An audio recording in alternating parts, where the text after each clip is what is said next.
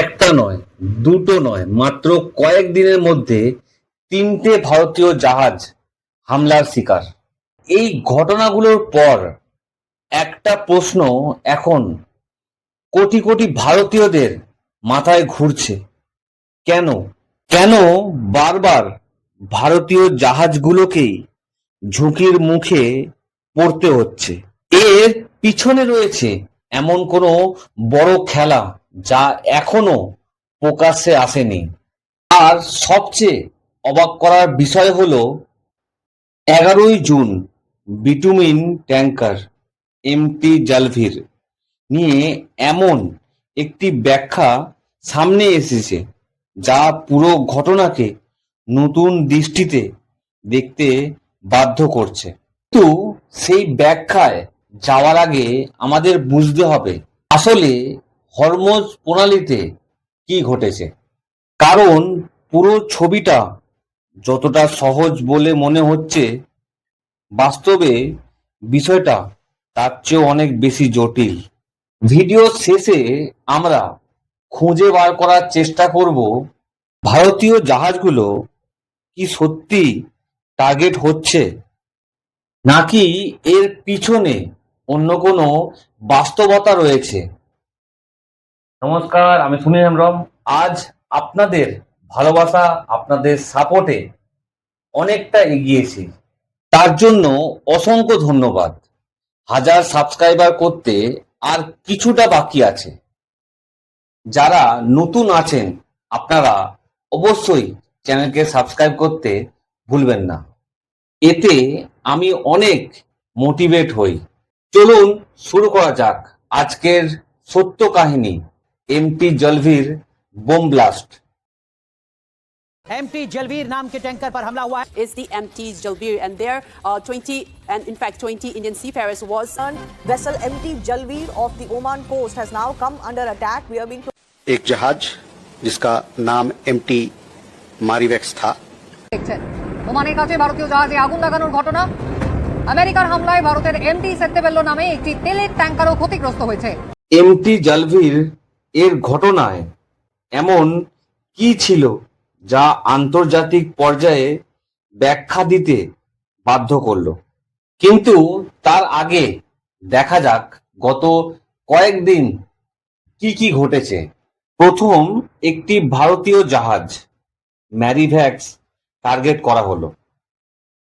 তারপর আরেকটি সেটটি বেলো কেও টার্গেট করে ধ্বংস করা হলো।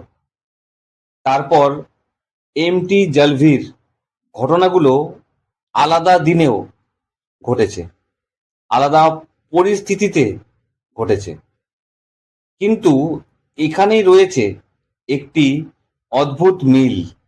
এই তিনটি ঘটনা ঘটেছে এমন একটি অঞ্চলে যাকে বিশ্বের অন্যতম গুরুত্বপূর্ণ ম্যারিটাইম চেকপয়েন্ট বলা হয়। হরমুজ প্রণালী একটি সরু জলপথ, কিন্তু এই সরু জলপথ দিয়েই বিশ্বের বিশাল অংশের তেল পরিবহন হয়, এবং সেই কারণেই এখানে কোনো উত্তেজনা তৈরি হলে পুরো বিশ্ব উদ্বিগ্ন হয়ে ওঠে। আর এখানেই এমন একটি তথ্য আছে যা অনেকেই মিস করেছেন। যদি এই অঞ্চল এত গুরুত্বপূর্ণ হয়, তাহলে এখানে একটি হামলার প্রভাব শুধু একটি দেশের উপর পড়বে কেন? তিনটি ঘটনার মধ্যে যে মিল রয়েছে সেটাই কি আসল রহস্য? আর এই প্রশ্নের উত্তর খুঁজতে গেলে আমাদের বুঝতে হবে হরমুজ প্রণালীর গুরুত্ব। মানচিত্রে দেখলে হরমুজ প্রণালীকে খুব সাধারণ একটি জলপথ মনে হতে পারে, কিন্তু বাস্তবতা সম্পূর্ণ ভিন্ন। বিশ্বের জ্বালানি সরবরাহের একটি বড় অংশ এই পথ দিয়ে যায়। অর্থাৎ এখানে কোনো সমস্যা মানে শুধু জাহাজের সমস্যা নয়, সমস্যা মানে তেলের দাম, বাণিজ্য, সাপ্লাই চেইন এবং অনেক দেশের অর্থনীতি, ভারতও এর বাইরে নয়। কারণ ভারতের জ্বালানি আমদানির একটি বড় অংশ মধ্যপ্রাচ্যের উপর নির্ভরশীল। এবার বুঝতে পারছেন কেন পুরো বিশ্ব এই অঞ্চলটির দিকে নজর রাখে। যদি এই পথ দীর্ঘ সময়ের জন্য ঝুঁকির মধ্যে পড়ে, তাহলে তার প্রভাব সাধারণ মানুষের জীবনে কতটা পড়তে পারে। কিন্তু তবুও প্রশ্ন থেকে যায়, কেন বারবার ভারতীয় জাহাজের উপরে আক্রমণ হয়? এবং এখানেই শুরু হয় পুরো ঘটনার সবচেয়ে গুরুত্বপূর্ণ অংশ।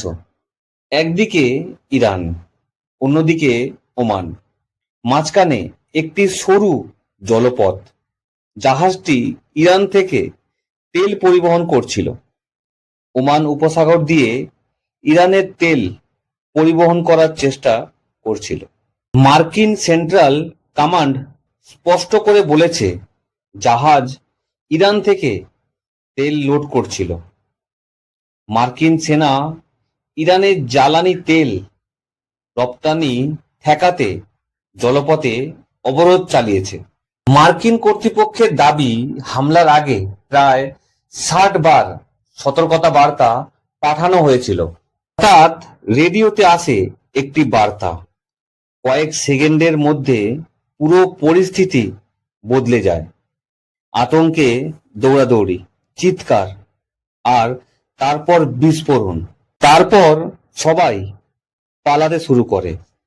কিন্তু প্রশ্ন হলো কেন, কার জন্য, কি এমন ছিল এই জাহাজগুলোর মধ্যে? এই কারণেই বিশ্বের বড় শক্তিশালী দেশগুলো এই অঞ্চলের দিকে সবসময় নজর রাখে। আর এখানেই শুরু হয় আমাদের গল্পের সবচেয়ে গুরুত্বপূর্ণ অংশ। এখান থেকেই পরিস্থিতি ভয়াবহ হয়ে ওঠে। কারণ এবার শুধু হামলার খবর নয়, প্রাণহানিরও খবর সামনে আসে। 11ই জুন এমটি জালভির জাহাজটি হামলার শিকার হয়, ইঞ্জিন রুমে ক্ষতিগ্রস্ত হয়েছে। কিন্তু এখানেই তৈরি হয় সবচেয়ে বড় রহস্য।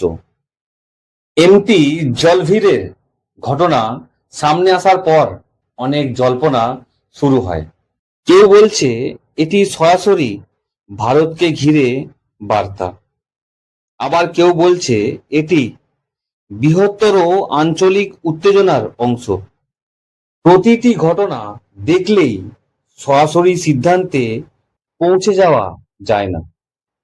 আন্তর্জাতিক জলপথে নিরাপত্তা পরিস্থিতি ও আঞ্চলিক উত্তেজনা এবং বাণিজ্যিক চলাচল সবকিছু একসাথে বিবেচনা করতে হয়।